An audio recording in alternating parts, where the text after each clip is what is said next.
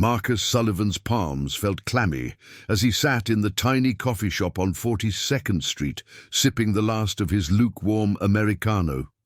It was 6:50 p.m., and he had arranged to meet Emma, a name given over a dating app, in just 10 minutes. He stared at the single bill folded carefully in his wallet, the last $10 he owned after covering rent for the next day. He swallowed hard. This had to go right tonight. He glanced at the door. The rain had begun to patter against the windows outside, blurring the view of neon signs across the street. He wondered, would she show? Would she judge him for being late? Worse, would she sense that his life was a precarious balancing act, a single father, working double shifts to care for his 4-year-old daughter Tara? Marcus tucked a loose strand of his dark hair behind an ear, forced himself to relax his shoulders, and breathed in the ambient noise, the chew of coffee grounds, the murmur of distant conversation, the rain's faint hiss. He reminded himself, you deserve this. You deserve kindness. Let tonight be something good, however small. 2 years ago, Marcus had been a rising software engineer. Then his wife, Lila, passed away in a sudden accident, leaving behind him and their little girl.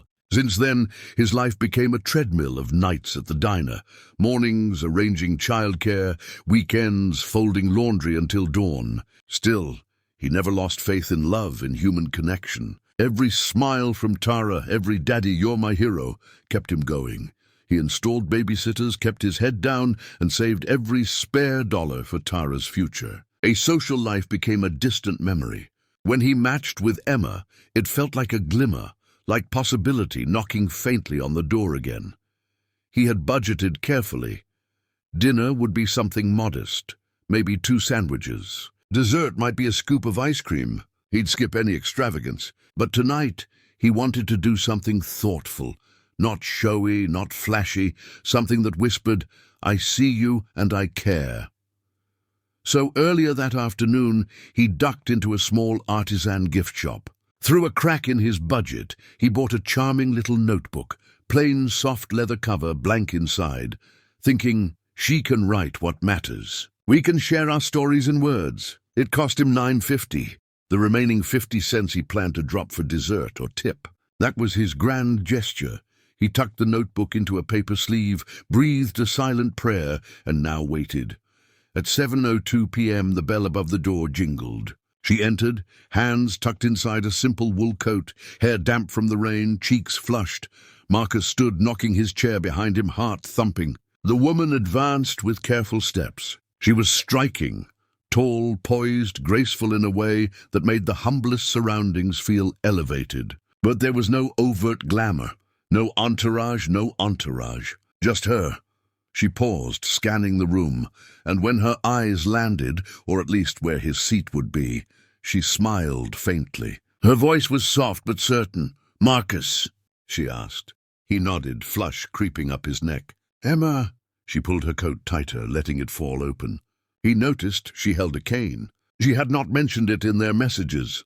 "Hi," she said again. "Thank you for meeting me in this storm." He gestured to the seat across from him.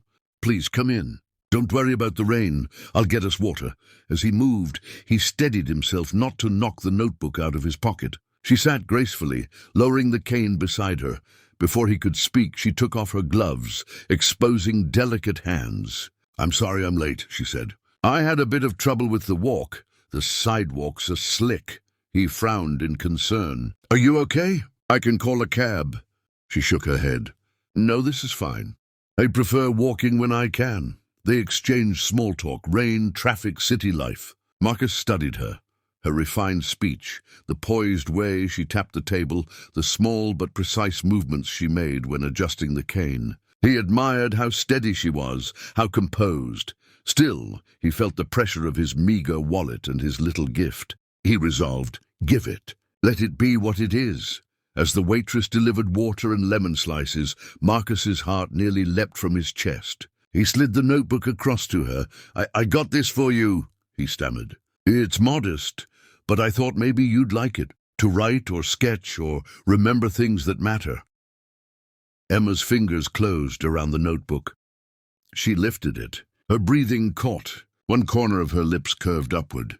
She paused. "It's really beautiful," she said. Her voice trembled slightly. Then more firmly, "Thank you, Marcus. Thank you for this kindness." He exhaled, tension draining from him. They talked more, about childhood dreams, favorite books, what made them laugh. More than Marcus had shared with anyone in months. Their conversation deepened, laughter threaded through. He told her about Tara, about juggling odd jobs. She told him she'd lost her sight in a car accident years ago, but had built a life despite it, and that she led a company now, one that innovated in renewable energy. She was the CEO of a publicly traded firm. She spoke about boardrooms and investors, but also about charities and giving back. Marcus stared, stunned. The woman in front of him, the one he was so nervous to impress with $10 and sincerity, was powerful, influential, and wealthy. He felt a nervous twitch. Would she recoil at his struggles? Would she feel pity or disdain? She set the notebook gently on the table and took his hand. "That was the sweetest gesture anyone has made for me in a long time," she said. Her eyes softened. "You don't know how much it means." His throat tightened. He nodded. I just wanted to show that I care." He swallowed. "I hope it's okay." She smiled and squeezed his hand. "It's more than okay."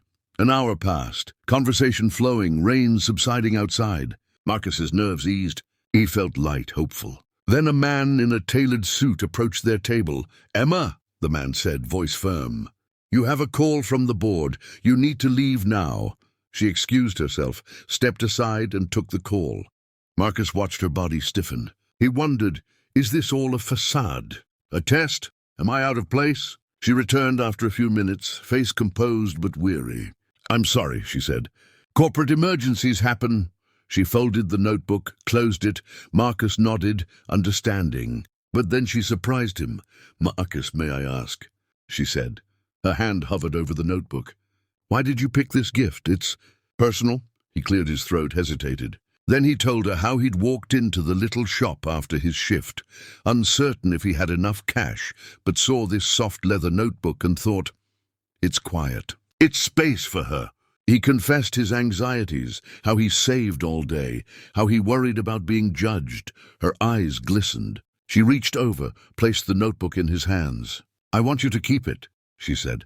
Marcus stared. She explained, "This notebook is a symbol, but your gesture, your thoughtfulness, means so much. I want you to have it." He shook his head. "No, you gave it to me," she smiled softly. "It doesn't matter. It's yours now."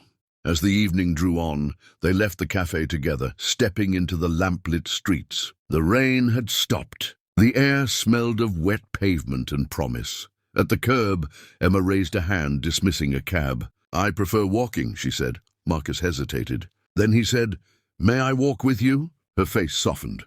"I'd like that." They walked side by side, Marcus guiding gently when needed, Emma confident in her steps. They shared stories, hopes, fears. In the quiet between their voices came an understanding. Connection is not about what you own, or what you've lost, or how powerful you are. It's about generosity, courage, vulnerability. At a street corner, Marcus paused. He took out the $10 bill from his wallet, hesitating. He looked at Emma. He raised the bill as if about to offer it. She laughed, soft and warm. "Marcus, why do you have that?" He smiled ruefully. "I guess. It's my last $10. His fingers curled around the paper. "I was afraid I wouldn't have enough left even for a cab." She looked at him concerned. "Don't worry. Let me—" He shook his head firmly. "No, tonight was always on me. This is me being real with you." Emma's eyes glistened. She reached forward, touched his arm. "You've already given me so much more than $10. She paused. "But I also want you to know, your honesty, your heart, they matter more than money ever can." His throat tightened. She smiled. "Trust that kindness like yours can open doors, not just for you, for others too." He stood silent, humbled. A week later, Marcus got a message from Emma.